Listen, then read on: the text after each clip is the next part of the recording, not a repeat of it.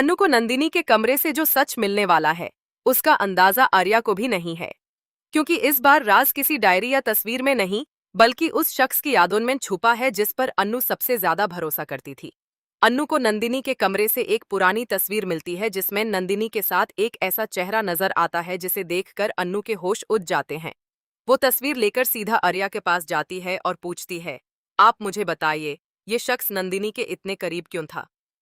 आर्या तस्वीर देखते ही खामोश हो जाता है और अन्नू से कहता है कि इस तस्वीर को भूल जाओ।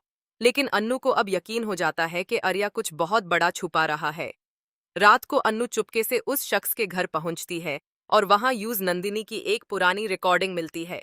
रिकॉर्डिंग में नंदिनी रोती हुई कहती है कि अगर कभी उसके साथ कुछ हो तो अन्नू को सच जरूर बताया जाए। लेकिन रिकॉर्डिंग का सबसे शॉकिंग हिस्सा अभी बाकी होता है। नंदिनी एक नाम लेने वाली होती है, तभी रिकॉर्डिंग अचानक बैंड हो जाती है। अनु परेशान होकर रिकॉर्डिंग दोबारा चलाती है और इस बार उसके पीछे से किसी की आवाज आती है, तुम्हें यहाँ नहीं आना चाहिए था। अनु पलट कर देखती है तो सामने आर्या नहीं बल्कि वो ही शख्स खड़ा होता है जिसकी तस्वीर उसने नंदिनी के साथ देखी थी। अनु डर के बावजूद उसे पूछती है, आखिर नंदिनी के साथ हुआ क्या था? वो शख्स आंखों में आंसू लेकर कहता है, नंदिनी ने तुम्हें सच बताने की कोशिश की थी, लेकिन आर्या ने नहीं, किसी और ने उसकी आवाज हमेशा के लिए खामोश कर दी। अन्नू के लिए ये सबसे बड़ा झटका होता है, क्योंकि अब उसका शक आर्या से हटकर एक नए शख्स पर पहुंच जाता है।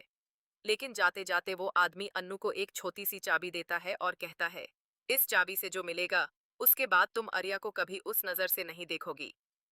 अब सवाल यह है कि वो चाबी किस राज का दरवाजा खोलने वाली है?